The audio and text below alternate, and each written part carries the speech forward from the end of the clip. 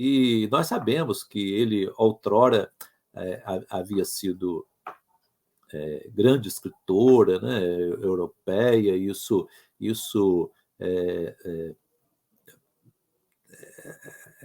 nada mais significa do que a continuidade, né? As nossas vidas são sucessivas e solidárias.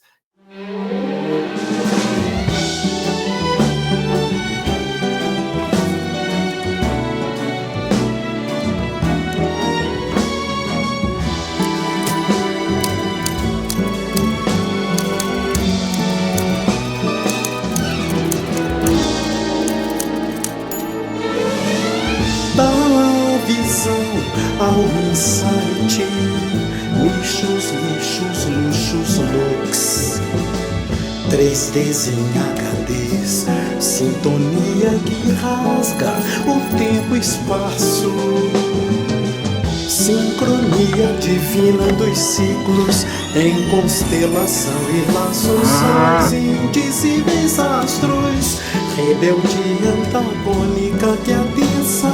E aqui estamos nesta urbis paulus, poderes do Espírito.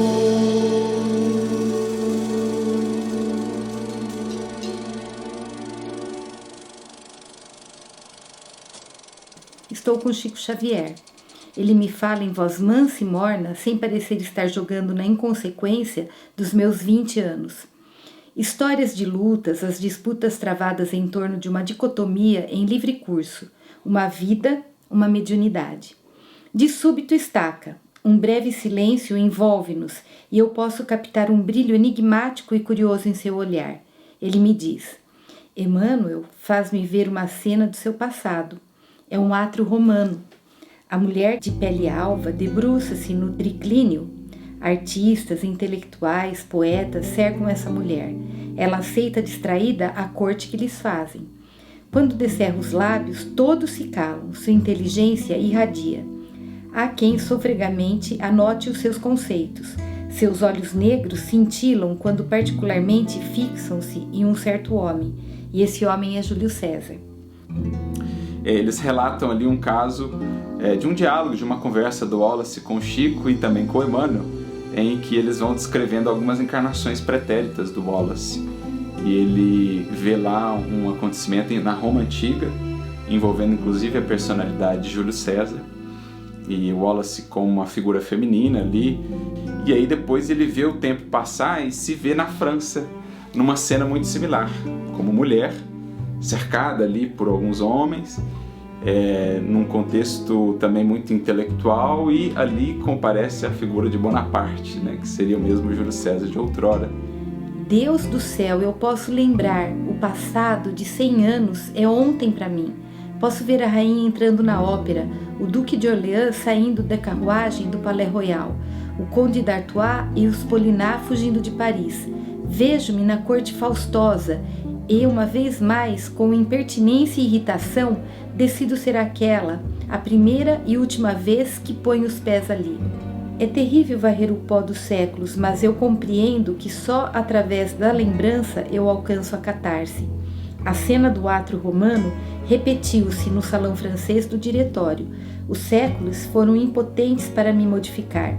Agora vou sofrer a tortura dos antigos dias e reformular o presente. Eu morei na França 3 anos, depois voltei para o Brasil, mas eu vim para cá em fevereiro de 89 e nunca mais voltei para o Brasil.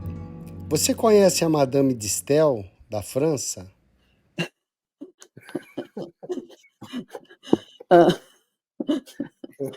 Danadinho.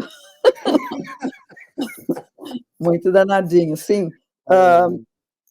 Quando eu mudei para a casa do Wallace, ele tinha mandado trazer da França essas fotos, né, da Madame de Staël. E era até engraçado que eles até meio que se pareciam um pouco, viu? Esse apreço todo pela arte, por aquilo tudo que envolveu a Europa naqueles tempos, ele trouxe isso para cá e manteve, então, construiu dentro do espiritismo essa ponte entre o espiritismo brasileiro que vinha ganhando força, que vinha se consolidando, e os berços de origem do espiritismo. E é engraçado porque quando eu fui para a França, a editora, eu trabalhava para uma editora, que é essa editora que publicou meu livro também. Eles eram editores das cartas da Madame de Staël, que é uma coincidência também. E talvez seja até uma explicação espírita, mas A reencarnação, que não é o meu caso, que eu não acredito em nada mesmo, né? Mas acho tudo muito bonito, acho tudo muito poético, né? Mas eu acho que está aí. Você nasceu, está ali dentro de você. Vamos chamar de alma, né? Essa caixinha preta. E aí você que vai decidir o que fazer. Eu acabei não sendo nada. Não, eu ainda tenho coisas que eu reverencio, etc. Mas não tenho. Agora me veio um pensamento louco. Será que ele traduzia por meio de um mentor? Porque ele trabalhava demais. Será que ele recebia aquilo? Ele tinha os gestos, os traços, era tudo muito leve, era tudo muito... Você tinha a impressão de que a mão dele ia quebrar, na verdade, sabe? Então ele tinha essas sutilezas, essa sensibilidade, né? E ele se orgulhava muitíssimo disso. Eu acho que o espiritismo é um negócio que a humanidade estava dentro assim, de uma estrutura caduca, uma concepção errônea.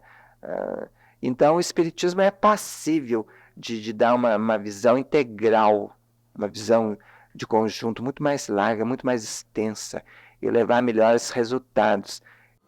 Ele, na verdade, ele tinha uma afinidade muito grande com os franceses. A começar, porque afinal de contas ele era Madame de Staël, não era a italiana ou a inglesa, ou a alemã, né? E ela me falou que o tio Wallace, que a minha família, eles eram da França e que era de família de banqueiros da França. E o pai da Madame de Staël, ele era banqueiro, ele foi ministro de finanças do Luís XVI, o Necker. Sabe, Rosinha, eu me vejo numa bela carruagem, onde estão sentados ao meio Napoleão Bonaparte, ladeado por Madame de Staël, romancista e ensaísta francesa que incorporou como poucas mulheres o espírito do iluminismo francês, e a mulher mais linda da França. Empolgado e envaidecido, ele diria: estou entre uma das maiores inteligências e da mais exuberante beleza da França. Ao que eu lhe respondia: infelizmente não posso dizer o mesmo. Wallace nos falava muito sobre essa sua anterior encarnação, da qual se lembrava com detalhes, quando foi a culta e famosa Madame de Staël, embaixatriz da Suécia em Paris, por ter se casado com um sueco embaixador da Suécia na França. E o tio Wallace, ele era, como diz no livro ali, ele era uma gaveta aberta, né? Porque ele tinha muitas memórias de outras encarnações. Tenho lembranças de Estocolmo, cheio de canais, com bonitas pontes e casarões enormes, cinzentos. Os verdadeiros reis eram umas figuras cômicas e degeneradas. Meu marido se chamava Staël Hollenstein. Mas amigos meus, que conviveram com Chico e que estudaram muito, como o Luciano dos Anjos, como o Newton Boechat, sempre me disseram que ele era Madame de Staël, que ele era a reencarnação comprovada. Inclusive o Luciano, num artigo, escreveu isso: Madame de Staël está reencarnada em Araraquara. Quer dizer, se ele estava reencarnado em Araraquara, só podia ser o Wallace, que não outro. Por ele escrever do jeito que escrevia, pela tendência cultural que ele possuía também, e pela dedicação dele ao movimento espírita. E o Wallace então sabia que ele havia sido, àqueles tempos da Revolução Francesa e tudo mais, uma bem conhecida figura ali na França chamada Madame Staël, que juntamente com seu marido, acho que Benjamin Constant, se não me falha a memória, foram figuras intelectuais de muito destaque na França daquele tempo. Então, todo esse cabedal cultural e intelectual que se vê em Wallace se explica em parte por essa trajetória. Então, um espírito eminentemente europeu, alguns o descreviam assim, alguns amigos, alguns conhecidos, né? E ele era frágil, né? Ele era frágil. Ele sempre se considerou a reencarnação de Madame de Staël. Ele não era assim um menino que tinha vindo da senzala, entendeu? Lá dos cantos das Minas Gerais. Não, ele veio da corte francesa, né? E quando ele falava isso, ele falava assim com muito orgulho, na verdade, sabe? O sorriso vinha largo aqui no canto da boca dele, né? Era muito legal. Esse espírito, inclusive, Madame de Staël, comparece depois na Revista Espírita, né, num diálogo com Allan Kardec, em novembro de 1858, já demonstrando que naqueles tempos se estabelecia ali o seu vínculo com a doutrina espírita, que ele viria a desenvolver, a dar vazão e a expandir ainda mais aqui nas terras do Cruzeiro depois. Era usado fazer evocações dos espíritos e ela deu uma comunicação espontânea. E Kardec pergunta para ela por que ela compareceu àquela reunião. E ela disse que era porque ela sentia uma grande afinidade com aquele grupo, né? E mostrando, né, como o Wallace está, né, envolvido com toda essa programação do espiritismo, né? Da divulgação e do crescimento do espiritismo. O próprio Wallace, mais tarde ele revelaria também os seus vínculos ali com a França, com a Europa, né? Há um caso interessante que está registrado no livro Amor e Sabedoria de Emmanuel, de Clóvis Tavares. Nós temos lá um capítulo chamado Um Flashback de Wallace Leal Rodrigues, em que ele relata ali o caso de uma experiência do Wallace com o Chico. Ele visitou o Chico várias vezes, né? Eles tinham ali uma proximidade, e o Wallace tem um desses flashbacks da sua memória. Ele dizia que tinha uma memória extracorpórea, ele tinha uma mediunidade muito interessante, né? Uma mediunidade que se servia a essa pesquisa histórica mesmo. Ele tinha flashes, ele tinha lembranças, intuições. Então até penso que muito desse material que ele foi capaz de encontrar, materiais inéditos e tal, vinha dessas intuições que ele tinha, dessas memórias extracorpóreas. Peço licença para aditar um apontamento de Emmanuel. O que me interessou muito nas conversações com ele, em 1965, perguntei a ele onde estavam aqueles companheiros de Allan Kardec que vibravam com a doutrina espírita na França, onde estava aquele contingente de almas heróicas, sublimes, que aceitaram aquelas ideias e as divulgaram com tanto entusiasmo pelo mundo inteiro, a maior parte na França, a grande parte na Bélgica, por exemplo. Então ele me disse que do último quartel do século XIX para cá, mais ou menos de 15 a 20 milhões de espíritos da cultura francesa, e principalmente os simpatizantes da obra de Allan Kardec, se reencarnaram no Brasil para dar corpo às ideias da doutrina espírita e fixarem os valores da reencarnação. O Wallace teve grande influência de Caibar Schutel, que foi o fundador da editora O Clarim em Matão. O Caibar era espírita, era político e era farmacêutico, e tinha uma amizade e se correspondia com Eurípides Barçanufo, em Sacramento, que também era político, espírita e farmacêutico. Sabe-se pela biografia que uma das encarnações de Eurípides foi de Johann Caspar Lavater, um pastor, teólogo e filósofo suíço que viveu antes do advento do espiritismo, mas que já possuía ideias espíritas. Sabe-se também que o Lavater, após sua desencarnação, ele se comunicou na Sociedade de Estudos Espíritas de Paris de Allan Kardec e, enquanto encarnado, ele mantinha correspondência com Madame de Staël. Até hoje, pessoalmente, eu nunca recebi qualquer notícia positiva a respeito da presença de Allan Kardec reencarnado no Brasil ou a Lourdes. Entretanto, eu devo dizer que, em se tratando destes vultos veneráveis do nosso movimento, seja do cristianismo, seja do espiritismo, pessoalmente eu tenho muito receio de receber qualquer notícia, porque temo pela minha fragilidade e estimaria não ser o médium de notícias tão altas. Wanda é sua mãe, né? Marinha. Ixi, Marinha é uma prima nossa. E o Horace, última coisa, ele gostava de mulheres refinadas, ele gostava de mulheres chiques, ele gostava de coisas assim, opulêmicas. Ele tinha uma parente, que até hoje eu ainda não perguntei para Coca, Marinha.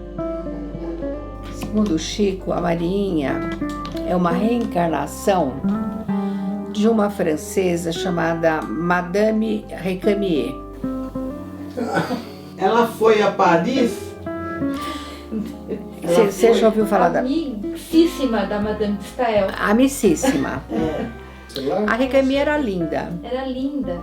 Ela chamava Jolie Françoise Adelaide Julie. Ela era muito diferente de vocês. Nossa, ela era chiquérrima. Chiquérrima. Eu vou te falar, eu nunca vi a Marinha na minha vida, mas eu tenho como uma figura celestial, elegantérrima, perfumada, tudo. Que era uma coisa, eles tinham uma paixão, não era uma veneração dessa Marinha, e parece que era uma pessoa muito interessante, que ele repetiu a vida inteira. Os irmãos não tem nada meio que ver. Na onde surgiu a Marinha, ela destoava delas também. O Chico falou isso para ela, para Marinha? Falou para eles lá, em Uberaba, que o tio Wallace era a Anne-Louise Germaine Necker e que a Marinha era a Madame Récamier. E o Sérgio, a gente tinha uma fazenda no Mato Grosso, ele ia e eu ficava sozinha. Ela sabia que eu estava... Vem almoçar aqui comigo. A mesa tinha uma toalha de linho, uma flor natural no meio da mesa, os pratos eram tudo de porcelana, importados, e talher de prata, certo? Aí a empregada vinha com um carrinho, com a comida, punha ao lado dela e ela servia todo mundo. Quer dizer, coisa que nós nunca vimos na nossa casa.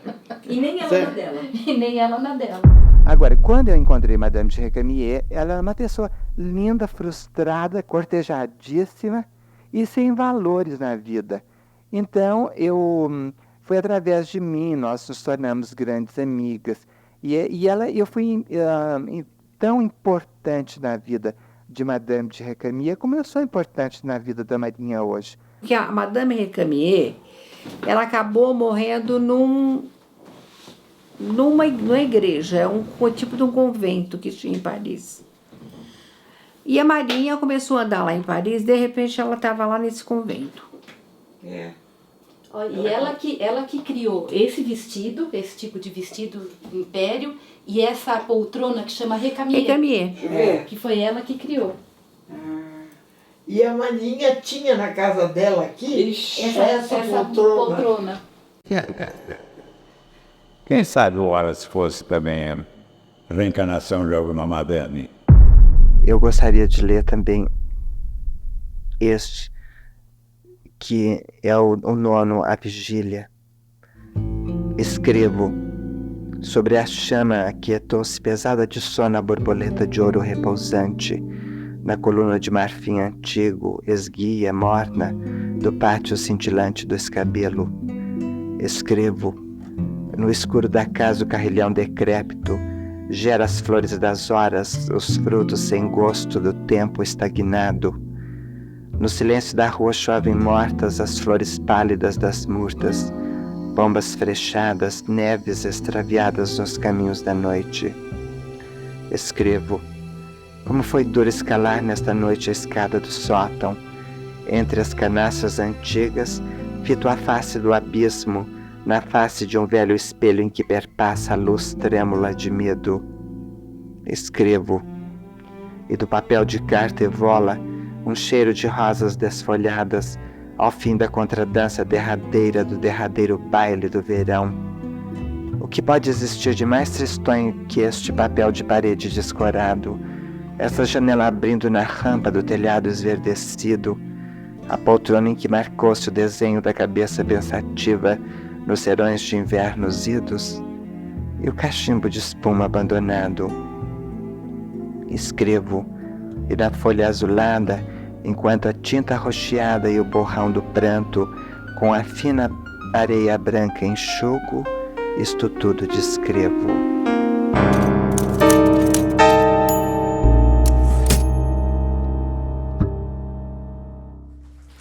Chico virou para Arnaldo e disse: Arnaldo, nós precisamos de nos reunir, porque Emmanuel vai começar a escrever o livro. E ele falou que você deve estar presente, porque ele vai contar a história, a nossa história, a história do nosso grupo. E assim ele escreveu as primeiras linhas do livro Ave Cristo. No livro Ave Cristo, a gente encontra um personagem chamado Apio Corvino, um cristão que, segundo o livro Chico, Diálogos e Recordações, seria uma das encarnações de Bezerra de Menezes. Outro personagem encontrado no livro Ave Cristo é Rufo, um velho escravo da Quinta, que teria sido Eurípides Barçanufo. A gente tem o Basílio, que teria sido uma personalidade do Emmanuel, e Blandina, que teria sido uma personalidade de Meimei, e temos ainda duas pessoas aqui da nossa região que tocaram o clarim juntas por muito tempo. Faroró! Não, você pode falar duas personalidades que tocaram a editora o clarim. Então vai. E temos também duas personalidades aqui da nossa região, duas pessoas que trabalharam no clarim juntas por muito tempo. Joaquim Alves, o Jô, na personalidade do menino Silvano, e o Wallace Leal, na personalidade de Cristo. Segundo o que entendi, tratava-se da composição de Quinto Varro, do romance de autoria do Espírito Emmanuel, psicografia de Chico Xavier, Ave Cristo. Num sonho ou desdobramento, Wallace ouviu o coro de meninos cantando ao irmão Corvino, personagem central do livro. Pediu-me que aguardasse na memória. Companheiro,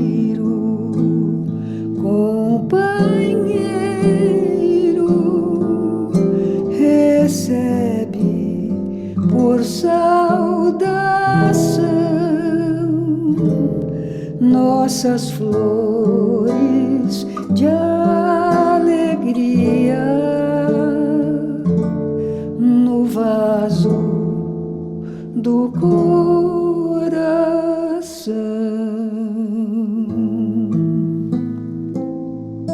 Que Emmanuel era o velho, né? E Lívia é Chico, e Arnaldo o Tassiano. O Tassiano, é. A memória vai atacando a gente, né? Vou até provocar nesse vídeo o Flávio, né? Eu estive lá com ele, nós tomamos um café. Eu falei: Flávio, o Arnaldo me falou que seu pai tem as anotações. E procede? Ele falou: estão nessas pastas aqui. E me mostrou as pastas. Aí eu comecei a tremer, né? De vontade de pegar a pasta, né, Arnaldo? De olhar tudo. Ih, né? meu filho, você ia achar muita coisa. E falei para ele assim: Flávio, temos que levar isso a público, né? Porque hoje tem muita gente falando coisas aí, né, Arnaldo? Que o Chico... porque o Chico é meu amigo, falou isso, falou... Eu quero ver agora documento de 1946, documento de 1950, com anotações de próprio punho de Clóvis Tavares. Eu acho que a verdade precisa vir à tona. Tassiano Varro, Arnaldo Rocha, encontra essa menina, essa moçoila, já era uma mulher, brincando na beira de um lago. Lívia, Arnaldo e Chico. Um mês depois da publicação do livro, encerrando as tarefas do Meimei, ele foi identificando os personagens encarnados e os desencarnados. E o interessante porque ele viajou para a região que ela morava para cuidar da saúde da filha, de nome Blandina. E essa mulher ficou tão extasiada com aquela menina que tocou o coração como se fosse uma alma muito conhecida, uma menina que poderia ser inclusive sua filha. Resolve levar os dois para conhecer seu pai. E são abraçados por nada mais, nada menos do que Emmanuel Basílio, o cristão. Ela renuncia e ele entende, e os dois fazem então um pacto. Continuemos, amigos. Só que aí vem a frase profética, e para quem gosta do Apocalipse, é meu caso, extraordinário. Ela diz assim: encontrar-nos-emos em Blandina no futuro.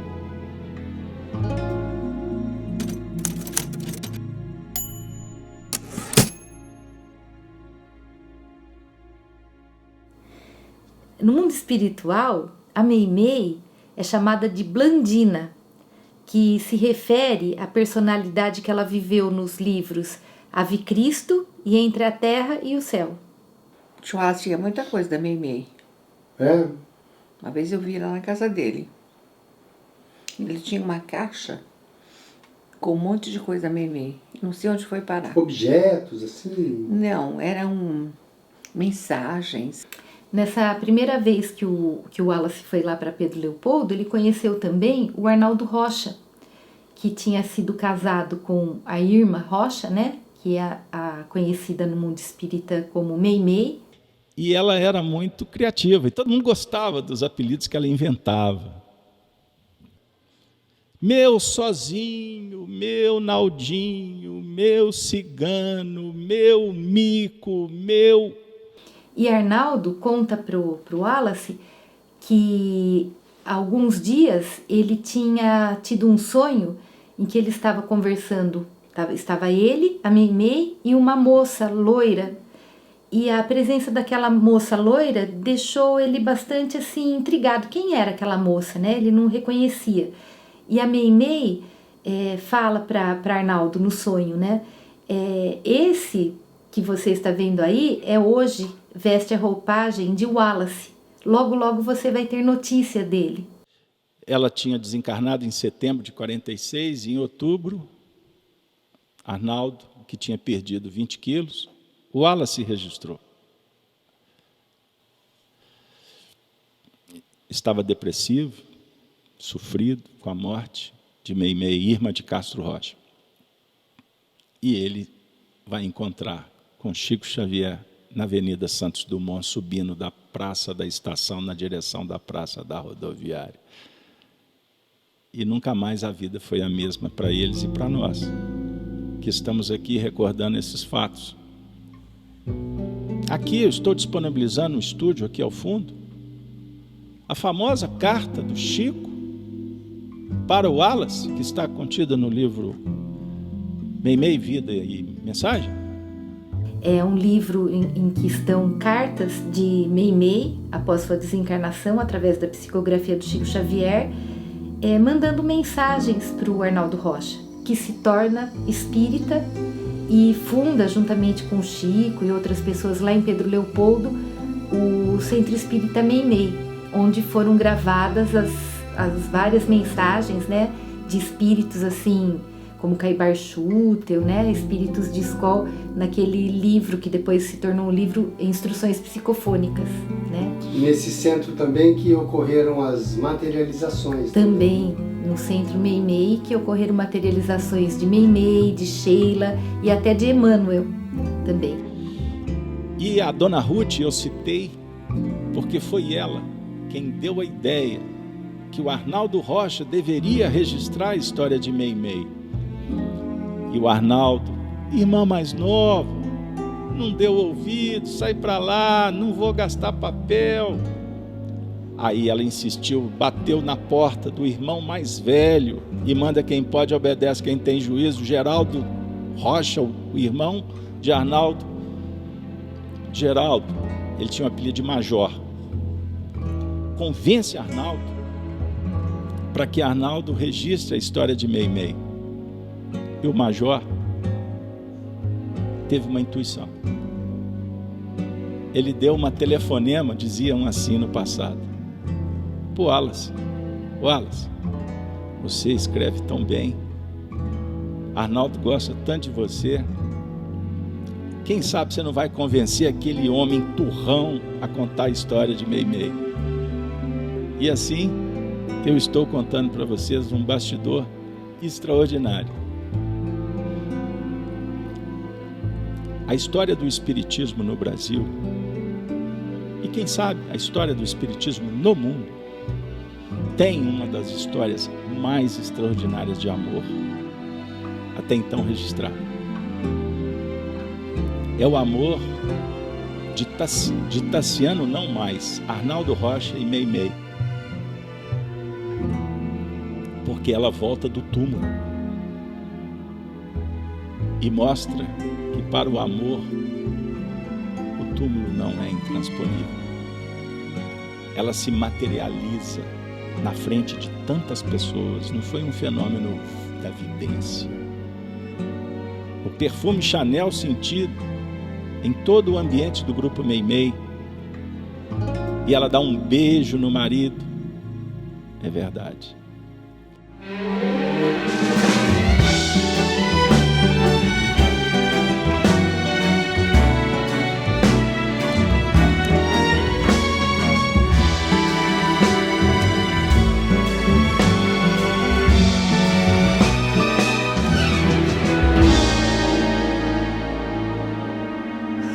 Poderes do Espírito tem sido a minha lida,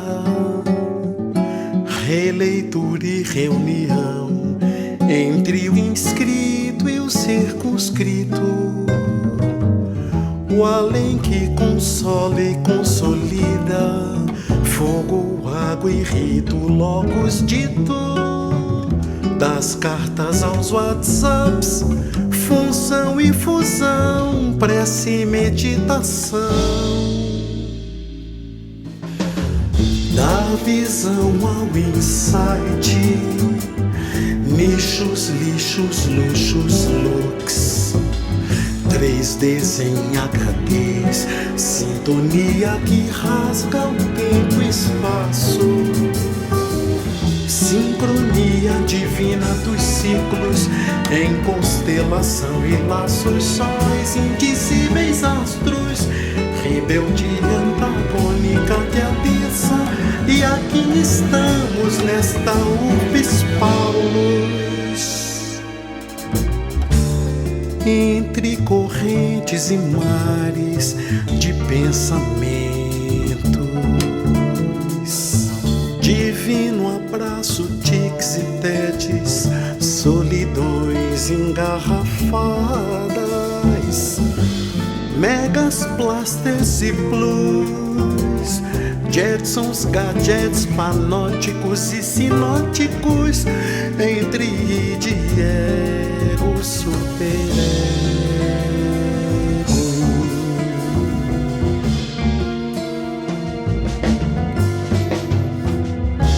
Quanto grego não só, mas guaranis africanos,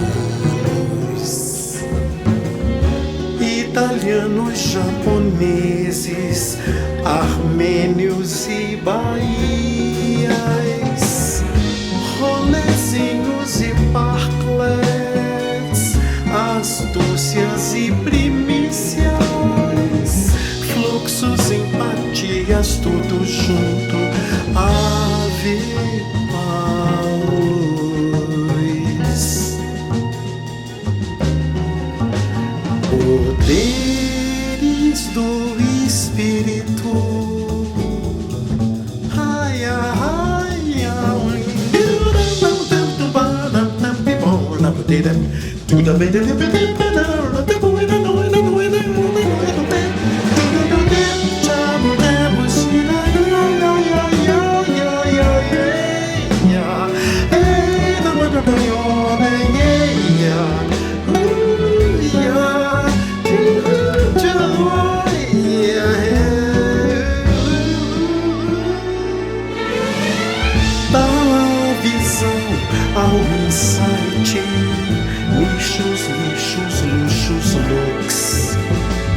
3Ds em HDs, sintonia que rasga o tempo e espaço. Sincronia divina dos ciclos em constelação e laços, sóis indizíveis astros.